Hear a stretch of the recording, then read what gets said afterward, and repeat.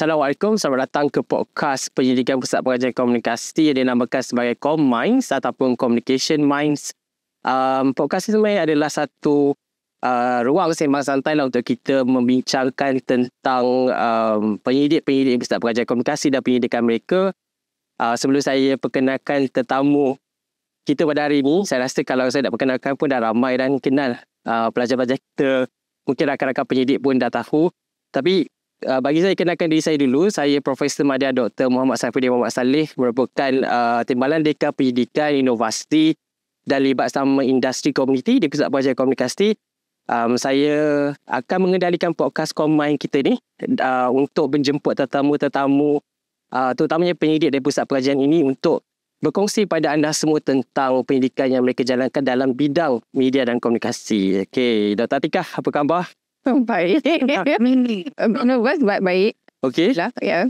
Terima kasih kerana sudi terima jemputan kita untuk mereka yang menonton podcast kita buat kali pertama ni. Dr. Atikah merupakan Timbalan Dekan Akademik Kejayaan Antarabangsa di Pusat Pengajian Komunikasi. Ya. Okey. Mungkin walaupun saya percaya dah ada pelajar-pelajar kita mungkin yang menonton nanti dah kenal siapa Dr. Nur Atikah. Kita harap Doktor boleh perkenalkan diri terlebih dulu sikit. Okay, I think tak perlu kenalkan nama balik semula. Tapi saya merupakan salah seorang pensyaraf di Pusat Pengajian Komunikasi.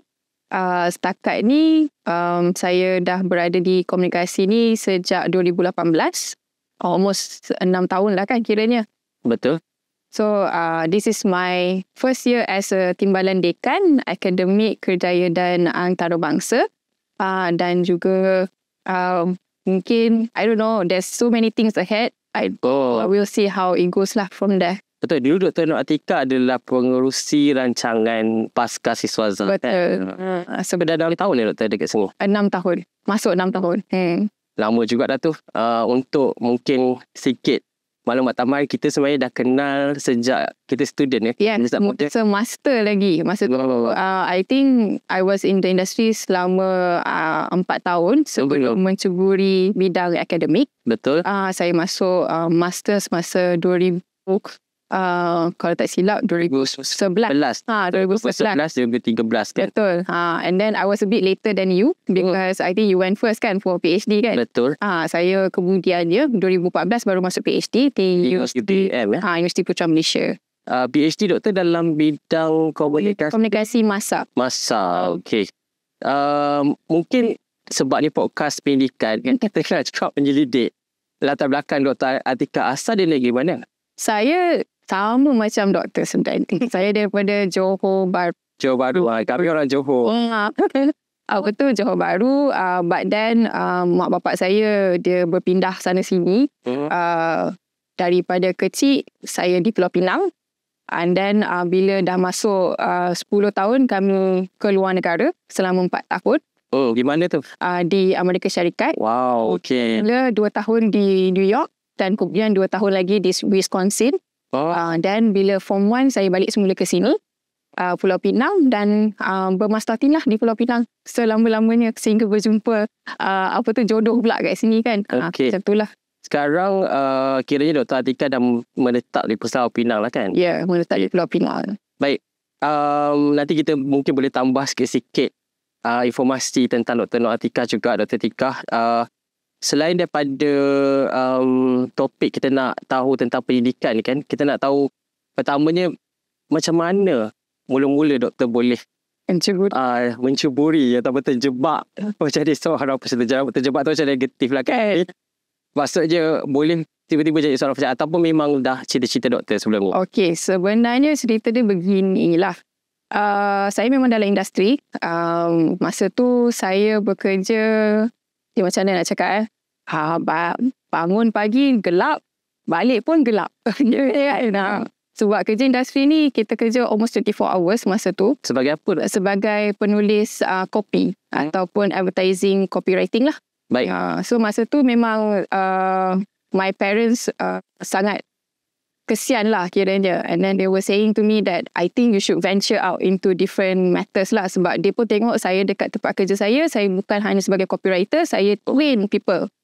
mengajar macam mana nak jadi copywriter kepada copywriter yang baru. Faham? Okay. From there dia kata, okay, why not you try pergi interview for SLAT kan, masa tu ASTS. Ya, betul. ASTS. LKA. Kerajaan Latihan Akademik. Latihan Akademik. Latihan Akademik. Okay, so pergilah cuba. Saya ingat lagi masa kena interview tu memang rasa this is not my world lah pada mulanya. Sebab dia tanya soalan semua tentang penyelidikan kan. And my perspective at that time, saya kata saya datang sini bukan hanya dari segi penyelidikan pada masa itulah. Saya kata I want to help the students in terms of knowing hands-on, knowing the technical part. Sebab I've been working in the industry selama beberapa tahun dan saya rasa pelajar perlu tahu dari segi hands-on tu lah. Faham. Dan apabila masa tu saya ingat lagi lah jawapan daripada panel tu menyebabkan saya kata okay, memang saya tak dapat lah. Kenapa? Apa jawapannya tu? Nanti sekarang kita boleh lah share sikit. I don't know what can disclose or not. Sikit-sikit yang sensitif. Ayat dia macam, I think you're at the wrong place, girl. Macam apa lah ayat dia. Sebab tapi look at you now kan. Itulah sebab I was very macam passionate lah tentang copywriting kan. Saya sangat suka menulis, and then apabila saya bercerita kepada mereka pun saya kata I want to help student untuk tahu how to love it, how to be passionate like me kan. So dia punya ayat macam, I think you're at the wrong university, this is RU. Macam tu lah ayat dia. So saya pun macam alamak, balik-balik tu macam what happened. Tapi alhamdulillah rezeki saya dapat. Mungkin cara saya jawab tu menyebabkan mereka pun trust me dan kadang-kadang I can help the student kan. Kadang-kadang mungkin yang menonton ni ada yang mungkin baru nak dapatkan peluang macam ni, kita boleh kongsi sikit. Kadang-kadang terduga ni dia nak nak uji kita kan. Sebab tu kita kena pandai menjawab dan sebagainya lah supaya kita dapat peluang tersebut. Speaking of perjalanan yang berliku ni juga, I think most of us akan melaluinya. Siapa inspirasi Dr. Atiqah? Adakah sebab saya kawan Dr. Atiqah, saya tahulah ayah Dr. Atiqah dan ibu juga bekerja dalam bidang pendidikan kan? Betul. Your father is a professor kan? Betul. Siapa lagi inspirasi selain daripada ibu bapa ataupun ibu bapa sendiri ke? Sebenarnya memang my father lah, bapa saya, sebab satu, mereka memang push saya. Dia kata kerja kat swasta ni memenatkan dan mengambil masa daripada pagi sampai ke malam. So dia kata why not you try, because you love writing, so this can be your profession juga, and you love talking to people juga kan. Betul. So dia kata why not you try, because you see me every day macam mana saya kerja, dan mungkin it will be a good career for you kan. And saya, to tell you the truth, masa saya tengok ikut bapak saya ke sana ke sini, memang I love to see him in front of the student. I love apa yang best tu masa tu? Dia sebab apa? You jadi pensyarah. Bapak saya ni dia suka bagi lawak kan. I tak tahu lah, maybe some of you here ada pernah sebagian siapa nama dia? Rahman Muhammad. Profesor Rahman. Profesor Madya. Muhammad. Okay. Dia memang suka buat lawak. Okay, even as kids pun, tapi kami beranggapan game father jokes lah. Sebab dah everyday thing kan. Dengan benda yang sama. Tapi some students, dia rasa benda tu memang something inspirational ataupun motivational kan. So saya pernah masuk kelas dia, saya dengar dan saya cakap, wow, I want to be that. You want to be that? Yes. And saya tengok betapa macam student pun tengok look up to him dan tanya dia dan bagaimana nak buat itu, bagaimana nak buat ini. Dan dia pun turun padang di mana pukul 3 pagi pun dia dekat studio. So, seni, dia pusat saya seni. USM. Ya, betul. So, saya pun macam, oh, I want to be that man. Memanglah sama juga, balik pergi pagi, balik malam dan sebagainya kan. Tapi dia punya level of satisfaction tu different. Betul. Sebenarnya inspirasi, kalau ada yang nak jadi pensyarah, penyelidik ni, inspirasi kita boleh datang dari family kita. Betul. Macam saya sendiri, mungkin tambahan sikit, saya selalu inspired dengan pensyarah saya dululah di UKM. Saya buat bachelor degree di UKM.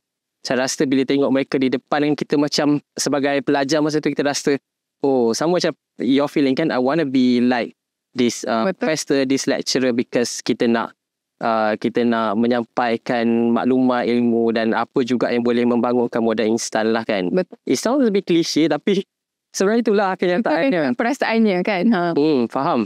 Baik, kita balik kepada agenda utama podcast ni, Comminds, Communication Mind ni. Sebenarnya kita nak menyelongkar penyelidikan pensyarah-pensyarah atau penyidik di sini, dan juga in future kita ada plan jugalah nak jemput tetamu-tetamu lain yang mungkin kita punya rakan penyidik dari luar ataupun pensyarah-pensyarah yang bersesuaian untuk berkongsi. Tapi untuk hari ini, untuk Dr. Atikah, untuk penyidikan sendiri, Dr. Atikah sebenarnya boleh tak kongsikan apa bidang utama penyidikan doktor?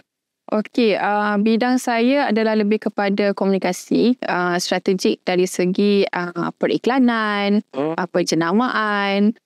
Tapi masa tu adalah masa master saya. Saya lebih kepada penjenamaan secara setia kepada jenama. Brand loyalty. Brand loyalty. So masa tu saya buat master tentang brand loyalty lah. And then after saya dah venture tentang that field of study, saya rasa macam okay, I know how people purchase and I know the intention of purchase dan sebagainya. Untuk PhD, saya venture into digital communication. Tapi masih ada kaitan dengan periklanan lah. Lebih kepada social media marketing. Okay. So untuk social media marketing, untuk PhD, saya lebih memahami tentang teori dulu. Teori yang digunakan? Yang dalam media sosial, penyelidikan media sosial. Faham. Okay. Bila saya dah habis saya punya education ataupun master dan PhD, saya masuk sini. Masa tu saya ingat lagi 2018, 2019 is influencer marketing dalam media sosial. Social media influencer tu? Tengah COVID lah masa tu. Betul. Masa tu belum lagi COVID. Tapi dia dah thriving lah. Sebab masa saya belajar, masa PhD, saya ada juga berkecimpung dalam bidang blogging. Okay. So bila masa time tu, saya dapat kenal dengan pelbagai jenis influencer under NAF9. Contoh? Kalau boleh sebut. Kalau tak. Saya tak ingat dah nama-nama dia. Tapi saya ingat saya pergi one of the event, dia panggil. Sebab NAF9 panggil saya untuk pergi untuk Lancome. Okay? Wow. So di mana kami kena try the products, and then after trying the product, kita kena ceritakan tentang experience kita dalam blog kita lah. So I had the opportunity to do that. Saya sebenarnya tak nak jadi influencer, tapi masa tu saya nak tahu apakah itu influencer. So I went for that experience. For the research purpose. Yeah, research purpose. Tapi masa tu memang saya tak ada buat kajian lagi. Okay, but I wanted to know what is this. It's like before saya datang ke USM. Before USM again.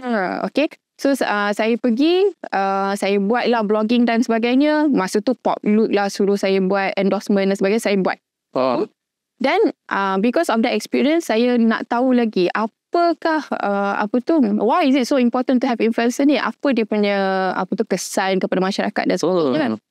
So that is where USM, I applied for grant jangka pendek. USM punya. Dan saya buat tentang influencer marketing. Okay. Saya terlupa dah 10 minit macam tu berlalu. Kita sebenarnya ada kopi kan. Air kopi. Okay.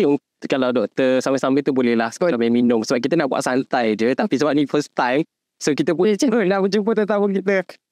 Sambil-sambil bercakap dia bolehlah berkopi sebab bulan Ramadan lagi kan.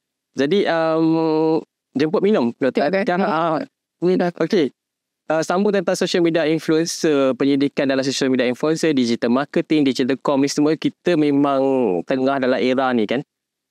Apa pengalaman paling menarik doktor sepanjang penyelidik ataupun menjalankan kajian dalam topik-topik ini? Okay, kita ada persepsi bahawa influencer ataupun pempengaruh ni mempunyai pengaruh yang besar kepada masyarakat. Tapi apabila saya membuat kajian, sebenarnya ramai pembeli they don't really believe what is written ataupun posted atau endorsed by influencer. Ini di perspektif Malaysia lah. Yes, perspektif Malaysia. Sebab mereka dah ada this perspektif bahawa pempengaruh ni adalah dibayar. Oh. Dia kan endorsement kan, dibayar oleh jenama, dibayar oleh produk tersebut. So that was amazing to me lah, sebab saya tak tahu. saya ingat pengaruh tu. Kita ingat yalah kan. Kuat kan. Yang tu yang saya rasa macam wow. There is no trust lah, tak ada trust. Dia tak adalah 100% no trust, tapi dia akan macam still go for other choices. Maknanya kan kalau kita nak buat pembelian, kita akan mencari informasi, kita akan pergi tanya kawan-kawan, word of mouth dan sebagainya kan. Benda tu semua dia akan still buat walaupun influencer dah memberitahu dah, okay, this is a good product dan sebagainya. Okay. So it's something new lah for people to know. Sebenarnya kita punya masyarakat Malaysia secara konklusi pendeknya, mereka ni tahulah macam mana nak buat decision. Informasi dia mindful juga. Betul. Macam tak just direct percaya kepada pempengaruh. Ni antara perkara yang menarik mungkin kita dapat kongsikan daripada hasil penyelidikan Dr. Nur Atiqah tentang pengaruh seseorang berpengaruh pada produk kan? Okey. Ada lagi tak pengalaman menarik sebagai penyelidik? Mungkin dengan pelajar PhD. Sekarang berapa orang Dr. Atiqah punya pelajar PhD? Sekarang bawah saya agak ramai, 7 orang. 7 orang, okey. Salah seorang akan Viva-nya tak lama lagi. Pagi tadi pun dah buat mock Viva. Dia Tahniah. memang nervous, tapi insyaAllah kot. InsyaAllah semuanya okey. Ada pengalaman menarik dengan bekerja dengan pelajar PhD sebagai contoh? Okey, saya sebab saya dah melalui 2 supervisor yang berbeza waktu master dengan PhD. So I learn from my mistake and I also learn from people's punya supervision kan. So dengan student saya ambil pendekatan yang sama yang saya pelajari dengan supervisor saya, di mana I give them the freedom to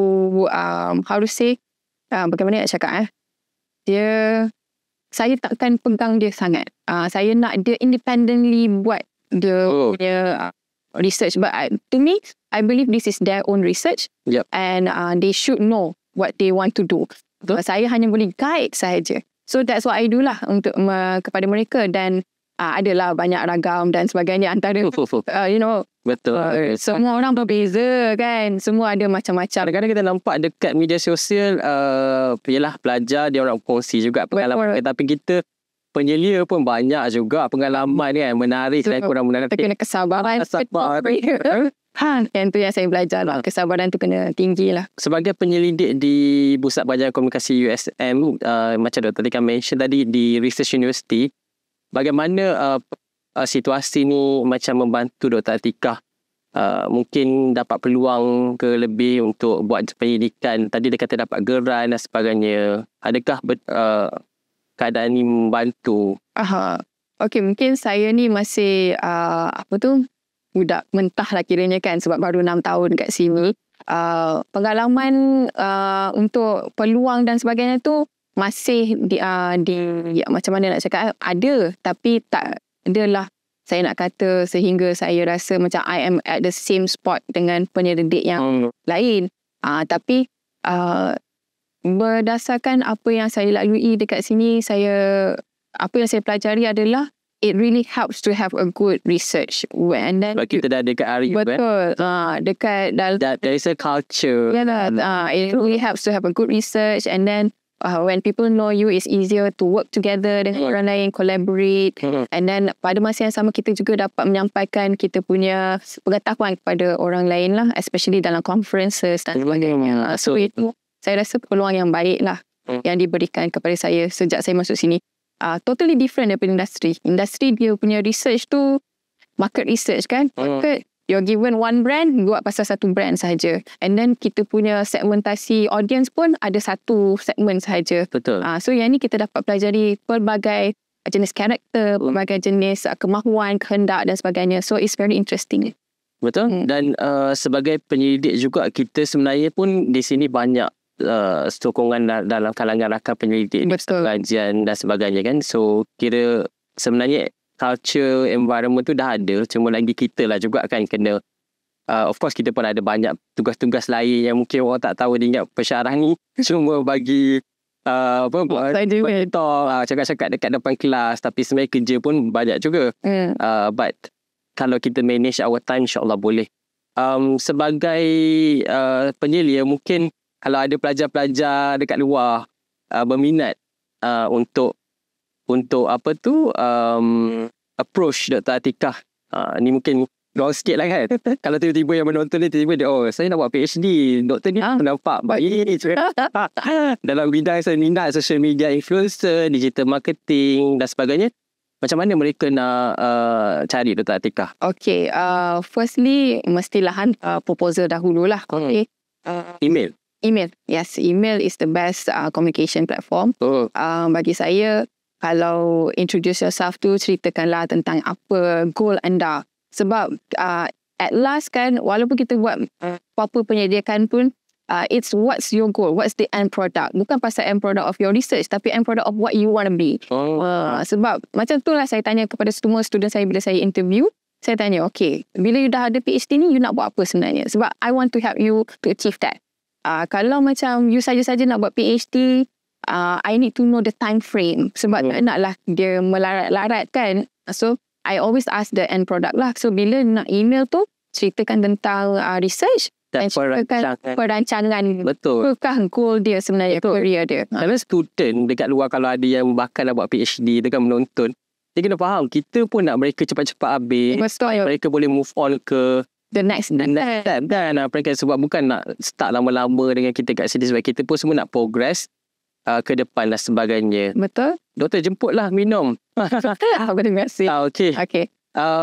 Bahagian seterusnya dalam podcast ni, daripada kisah yang menarik, pengalaman dan sebagainya, kita nak tahu juga, ada tak sebarang cabaran yang Dr. Atikah hadapi sebagai penyelidik dalam bidang komunikasi ni? Oh, banyak. Mungkin boleh kongsi yang paling dulu. Paling susah adalah penerbitan. Okay. Saya ada team yang saya always work together with. I think doktor pun tahu kita punya rakan sekerja. Betul. Di mana kita sentiasa bersama-sama membuat penerbitan lah. Memang penerbitan ni adalah satu cabaran yang tinggi sebab bukan semua jurnal senang nak penetrate kan. Tapi itu adalah lumrah hidup lah. Bukan semua senang kan. So, dah decide nak makan mana. Macam kita 20 minit. Sama juga lah jurnal kan. So, it depends on our research lah. Tapi, memang itu cabaran utama pertama. Yang keduanya mendapatkan grant lah. Grant juga sesuatu yang besar yang kita perlu perolehi untuk membantu pendidikan kita. Dan at the same time, it's not that easy to get. So, yang tu adalah bagi saya cabaran untuk saya menghadapi setiap masa sebagai penyelidik. So, apa yang tips doktor dalam mungkin masa singkat ni, kalau sebab dah 6 tahun pun kan doktor dalam bidang ni sebagai penyelidik dalam bidang komunikasi, sebab mungkin ramai tak tahu komunikasi pun kita punya jurnal tu ada. Jurnal dalam, especially dalam Index Scopus, ISI, MySite dan sebagainya ada. Cuma limitasi kan, kita pun bersaing bukan dalam kalangan penyidik di Malaysia saja. Bukan bersaing apa, nak dapatkan penerbitan tu dalam jurnal tu juga global kan. Jadi ruang tu at the end of the day pun agak terhad lah kan. So macam mana selalunya doktor cuba atasi? Mesti ada tips ke? Okay. Nak kata tips tu tak adalah tips sangat. Tapi apa yang saya cuba atasi adalah saya merancang awal. Kalau kita tahu yang kita punya penerbitan perlu untuk masuk sebelum pada masa tertentu, kita hantar awal sebelum. Sebab selalunya jurnal ni dia akan ambil masa 6 hingga 1 tahun kan. 6 hingga 1 tahun. So I always make sure that okay, kita rancang dahulu. Tapi itulah, rancang-rancang pun ada juga yang terkadang kan. So itu lumrah hidup jugalah macam saya cakap tadi. So at the same time, don't only focus on that. Cuba lagi sedaya upaya sehingga dapatlah. Memang saya ingat first time saya kena rejection masa first dulu, masa belajar lagi kan, kita adakan paper masa PhD. Ya, betul. It was sad. Kita akan seminggu macam taken aback sebab kena rejection kan. Tapi go through it and then let it go and then cuba lagi. Itulah saya punya saranan juga kepada semua yang bawah penilaian saya. Jangan nangis. Jangan terlalu taksub macam sangat kan. Inside that particular journal. Dia banyak lagi journal sebenarnya. So kita boleh cuba lagi. saya selalu cakap juga dengan student saya ataupun diri saya sendiri juga, cari at the end of the day, dia mesti akan ada jenis yang sesuai. Betul. It's a matter of time. Kadang-kadang kita kena mencuba. Kadang-kadang kita pun terlepas pandang skop jurnal tu. Bukan sebab paper kita tak bagus sebenarnya. Pendidikan kita tak bagus. Tapi kesesuaian jurnal dan kadang-kadang ialah banyak faktor di reject tu. Cuma nak kata jangan sedih tu, of course Mesti ada itu saya cakap 3 days max, you don't drop too much. Betul, then move on kan. Move on. Betul. Okay, last part yang ni kita punya yang agak santai, lebih sangat santai lah, sebab kita tahu sekarang kan semua suka kisah-kisah mistik, kisah-kisah seram kan. Adakah penyelidik juga atau musyawarah pernah berdepan dengan kisah-kisah seram, kisah-kisah mistik ini? Saya tak. Tadi kan pernah tak? Saya rasa macam tak pernah, tapi pergi conference ke mana-mana ke, pernah? Pernah tak? saya ni memang penakut orangnya. So kalau tanya pasal mistik, setiap hari saya rasa mistik. Kan? Dia tak kira lagi mana gelap-gelap pun dah ragu juga. Betul-betul. Tapi I think there was this one time saya baru masuk school ni. Saya ingat lagi. Masa tu saya tengah bersembang dengan salah seorang pensyarah di dalam komunitas. Masa dah kerja ke student? Dah kerja. Dah kerja. Saya dekat bilik saya. Amat tu dah dekat-dekat lah. Bilik saya dekat D13. Saya kan bilik dulu yang ujung tu dekat toilet kan, 001 kan. Okay. Masa tu saya tengah bersembang dengan kalau doktor ingat lagi, Profesor Madya Dr. Azwan. Mestilah. Okay. Dia dekat bilik. Apa tak ingat? Dia kat bilik saya. Masa tu terkasih bersembang. I don't know, maybe because my kids suka pergi bilik saya, dan juga masa tu saya ingat lagi ada anak Dr. Rani pun datang bilik saya main-main. Sebab bilik saya tu paling senang orang budak-budak nak main lah kiranya kan. Dah petang masa? Dah petang.